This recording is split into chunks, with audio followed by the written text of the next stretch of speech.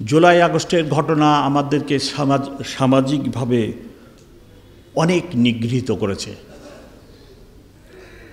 এখন পর্যন্ত আমরা সমাজের বিভিন্ন স্তরে বিভিন্ন অনুষ্ঠানে যে নিজেদেরকে পুলিশ অফিসার হিসেবে পরিচয় দিতে লজ্জাবোধ করছি। এই ট্রমা থেকে আমাদেরকে বের হয়ে আসতে হবে এবং বের হয়ে আসার জন্য একটি উপায়, এই দেশের মানুষকে আমাদেরকে সেবা দিতে হবে এবং একমাত্র সেবাদানের মাধ্যমেই আমরা আমাদের এই হারানো ইমেজ বা গৌরবকে পুনরুদ্ধার করতে সক্ষম হব ইনশাল্লাহ। অনেক পয়েন্ট আমার এখানে লেখা, সব পয়েন্ট যদি আমি বিস্তারিত বলতে যাই অনেক সময় লাগবে। আমি সংক্ষেপে সেগুলো বলার চেষ্টা করব। বাংলাদেশে অনেক অ্যাসোসিয়েশন আছে, আমাদেরও একটি অ্যাসোসিয়েশন, দুইটি অ্যাসোসিয়েশন, একটি সার্ভিং অফিসারদের আর একটি রিটায়ার্ড অফিসারদের। সব অ্যাসোসিয়েশনেই প্রতিযোগিতা থাকবে, মত পার্থক্য থাকবে, কিন্তু আমি আশা করি যে সার্ভিং এবং অবসরপ্রাপ্ত যে দুটি অ্যাসোসিয়েশন আছে মত পার্থক্য কমিয়ে এনে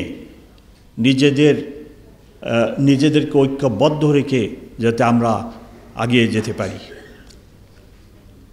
এখন প্রশাসন সংস্কার কমিশন কাজ করছে। আমি সার্ভিং অফিসার যারা আসেন ওনাদেরকে রিকোয়েস্ট করছি প্রশাসন সংস্কার কমিশনে যেয়ে আমাদের পুলিশের যে সমস্ত দাবি দেওয়া আছে সেগুলো উপস্থাপনের জন্য। একক ব্যক্তি হিসেবে আপনি করলে সেটির যে রূপ গুরুত্ব পাবে, অ্যাসোসিয়েশনের পক্ষ থেকে গেলে দাবিগুলো আরও জোরালো হবে। আপনারা অবশ্যই লক্ষ্য করেছেন বিভিন্ন অ্যাসোসিয়েশন এখন যথেষ্ট অ্যাক্টিভ। আমাদের পুলিশের অ্যাসোসিয়েশনটা, সার্ভিং অফিসারদের অ্যাসোসিয়েশনটা এখনও ততটা অ্যাক্টিভ নয়। অবসরপ্রাপ্ত অ্যাসোসিয়েশন, আবার জুলাই আগস্টের কথায় ফিরে যাই, অন্যান্য অবসরপ্রাপ্ত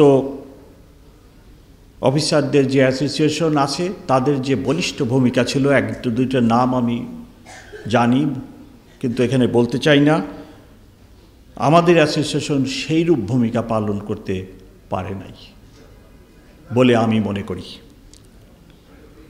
তাই আমি আমাদের অবসরপ্রাপ্ত যে অ্যাসোসিয়েশনের সামনে দাঁড়ায় আমি কথা বলছি, বিভিন্ন সামাজিক এবং বিভিন্ন বিষয়ে যেন ওনারা আরও জোরালো ভূমিকা পালন করেন। আরেকটি বিষয় যেটা এখানে বলা ঠিক না, তবু আমি বলি, আমাদের ডিপার্টমেন্টাল অফিসার বিশেষ করে যারা আউটসাইড ক্যাডারে ভর্তি হয়, দীর্ঘদিন যাবৎ ওনাদের কোনো লোক সুপারিনটেন্ডেন্ট অফ পুলিশে পদোন্নতি হয় নাই।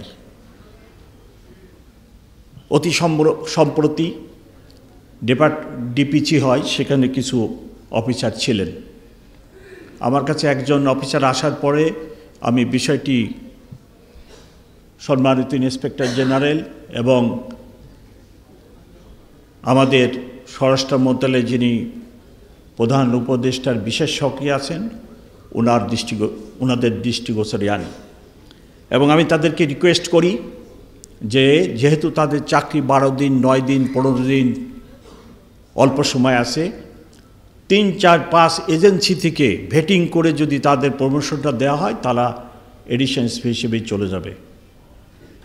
ওনারা আমার কথা শুনেছেন এবং একজনের 12 দিন চাকরি ছিল, 3 দিনের মধ্যে তাকে সুপারিনটেন্ডেন্ট অফ পুলিশ পদোন্নতি দেওয়া হয়েছে এবং অ্যাজ সুপারিনটেন্ডেন্ট অফ পুলিশ উনি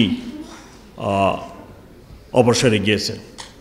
বাকি যিনারা আছেন, আমি সম্মানিত ইন্সপেক্টর জেনারেল এবং প্রধান উপদেষ্টার যিনি বিশেষ সহকারী আছেন ওনাদের দুজনকেই অনুরোধ করছি উইদাউট ভেটিং অথবা একটি এজেন্সির ভেটিং নিয়েই তাদের ভুল ত্রুটি ক্ষমাসুন্দর দৃষ্টিতে দেখে সুপারিনটেন্ডেন্ট অফ পুলিশে প্রমোশন দিয়ে দেওয়ার জন্য। যাতে করে তারা বাড়িতে সুপারিনটেন্ডেন্ট অফ পুলিশ হিসেবে যেতে পারেন এবং ছেলে মেয়ে নাতি পুতি সবার কাছে বাকি জীবন এসপি হিসেবেই পরিচয় দিতে পারেন। রেশনের বিষয়টি অত্যন্ত গুরুত্বপূর্ণ এবং জরুরি। কদিন আগে আমি আপনাদের সারিতেই ছিলাম, আজকে এখানে, এবং কদিন পরে অথবা যে কোনো মুহূর্তেই আমি আপনাদের সাথে মিলিত হব ইনশাল্লাহ। এই রেশনের ব্যাপারে আমিও অনেক দাবি দেওয়া করেছি, কিন্তু কোনো অগ্রগতি নেই। আমলাতান্ত্রিক জটিলতা অত্যন্ত কঠিন, সেখান থেকে বের হয়ে এসে এই রেশন পাওয়াটা অনেক জটিল হবে। আমি ইন্সপেক্টর জেনারেলকে অনুরোধ করেছি কাজটি হাতে নেওয়ার জন্য, এবং আমি মনে করি এই ধরনের সিদ্ধান্তের জন্য আপনাদেরকে পলিটিক্যাল গভর্নমেন্ট ক্ষমতা আসা পর্যন্ত অপেক্ষা করতে